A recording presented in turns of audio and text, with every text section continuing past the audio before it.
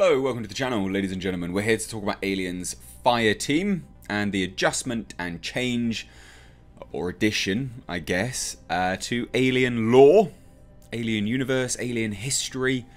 I love this stuff. Now, I've got my reservations about the game. You guys know that.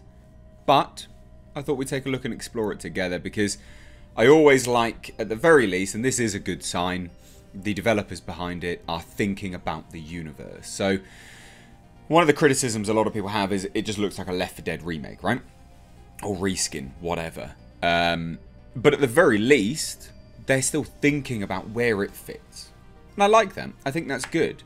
So me being someone who really likes Alien, and you guys who, I guess, probably maybe even came to this channel initially because of the copious amounts of Alien content, I thought we'd enjoy this together. So this article is taken from IGN's article, but it's over on avpgalaxy.net, friends of the channel, and I'll leave it linked down below, so please do go and check it out. Also, side note, ladies and gents, if you want, grab yourself some Clown World merch. I obviously sell some merchandise here and there, and I don't really plug it that much, but we live in a bit of a clown world these days, and I've got some epic Clown World merch which you can find linked in the description box and actually underneath every single video via my Teespring store.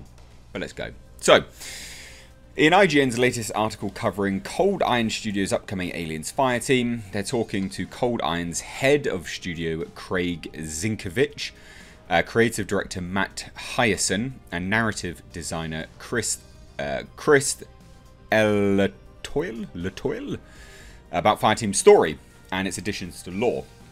And I love this stuff. Like, I really, really do. So, here we go. Aliens Fireteam is a cooperative shooter, but it's here to tell a new story too. And there's a cohesive narrative spread across its campaigns, Zinkovich explained. Colonization has exploded. There's a lot of new developments. Your battalion is sent out to patrol the lawless frontier that exists out there. Now, I find that really interesting. So this is apparently set after Alien 3. And like, apparently humanity has expanded across the cosmos, you know, the galaxy. And yet lawlessness has broken out.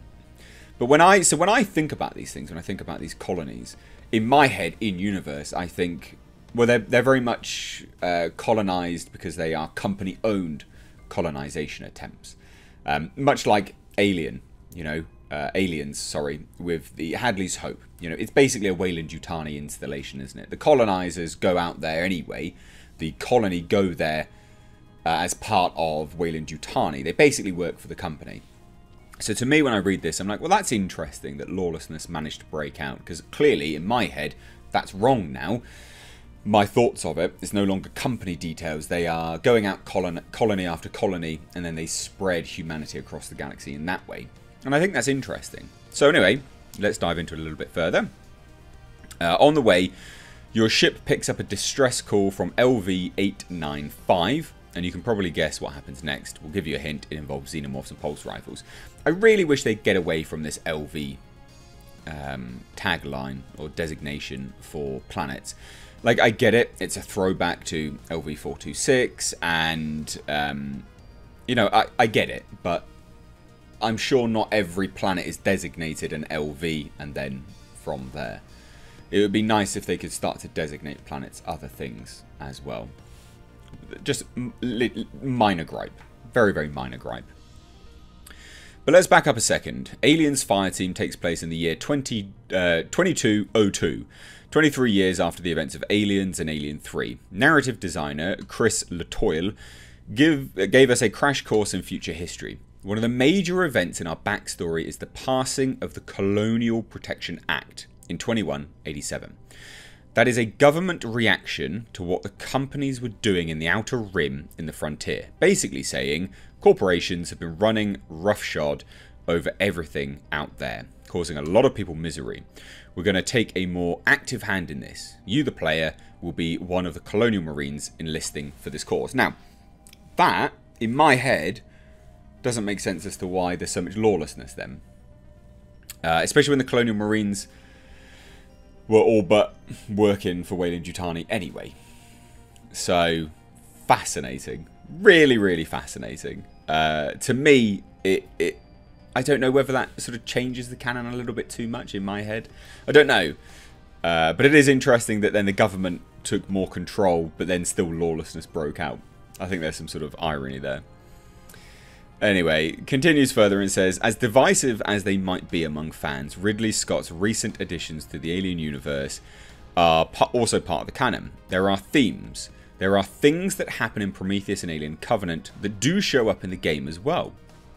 That's interesting.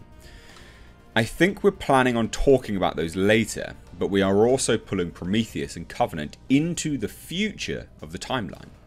Maybe we'll run into some relics from the engineers, or zap some neomorphs or deacons in addition to xenomorphs. Just don't expect an android who looks like Michael Fassbender to show up and give flute lessons with a rhythm-based minigame. No, seriously, we asked. Oh, really? Okay, so that's from IGN. So that's good. I do think that's really interesting that they are going to be... Yeah, I mean, this part's from IGN, you know, saying maybe we'll run into engineer relics and maybe we'll zap some neomorphs or deacons. I doubt that that's going to happen. And maybe some relics from engineers, maybe. Neomorphs, more likely than a deacon, because a deacon was created through a very convoluted means in Prometheus. Very convoluted. Now, anyway, it continues further, and lastly, anyway, I know it's been a topic of discussion on our message boards, so for those wondering about the levels of customization in Fireteam, Hyacin confirmed that players will be able to choose headgear. That's it. In space, no one can enforce your dress code, so expect plenty of customization. You'll be able to wear your cowboy hat, or your classic Colonial Marine helmet, or awesome synth sunglasses, Hyacin tells us. It doesn't sound that good, to be fair, the customization. But in fairness, I don't care about customization in an Alien game. It's not why I play Alien games. Now, I do think that these screenshots are cool, though. And the reason being, ladies and gents, like, I look at this one and I'm like, huh, they look an awful lot like Seegson Working Joes. Seegson obviously was purchased by Weyland-Yutani in Alien Isolation, the game. So when I look at this, I'm like, ah, okay. Working Joes? How does that work into it? Does Seegson now operate out here? Are they colonies? What's going on? And I like this. This is not a bad shot. This actually looks pretty decent. Not terrible. Does look like he's wearing an exoskeleton, though. Or she, whatever. Maybe like some kind of battle suit. Maybe that's going to be a thing now. I really hope they don't bring that to the Alien universe. They already had suits like that. The power loader and in AVP 2.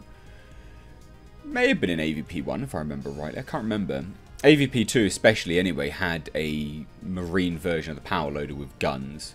And it was awesome. Even like lasers and stuff. AVP 2 is a great game. The expansion pack, Primal Hunt's incredible. Back in the days when an expansion pack was purchased on another disc. Epic. So there you go. Set after Aliens and Alien 3. I think this is good. I don't hate any of the stuff that they're saying here, to be perfectly honest. I do think it's going to be interesting for the lore. I wonder now, though, how much of this stuff, because they're clearly paying attention to it, right? They're clearly taking some thought and care here. But how much of that will be what Disney takes over into their new comics and their new series?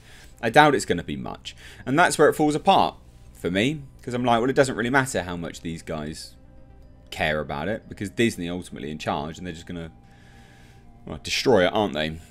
With their nonsense in the comics and their nonsense basically tracing figures and other people's artwork that they've been doing for comic art. That's literally what they've been doing. So bad. So bad. But there you go. I'm slowly coming around to this because I was a bit like, doesn't look that good. I was a little bit concerned. I'm not a massive fan of like Left 4 Dead's fine. You know, it's not my kind of cup of tea. I like Alien Isolation. I love AVP. Those games are my jam. I really like that. So this seemed a bit. It just wasn't for me. But I am coming around to it because I think that some of the stuff that they're saying here is promising. It shows a level of care that we often don't get now with franchises or even, again, just even games in general. We just don't seem to get that. So there you go. Let me know what you think down below in the comment section. If you're new here, please do hit subscribe. If you don't already, please do follow me over on Twitter and Instagram at Mr. Reviews. Really important actually over on Twitter. A lot happens on Twitter. I share a lot of stuff. A lot of people have been asking for updates on my films and things. One film was already released, but a lot of people didn't even know it. And the next one is going to be dropping on April 3rd. Big huzzah about that. We're going to do live streams and stuff like that as well. So anyway, let me know what you think. Follow me on those platforms. Cheers. Take care.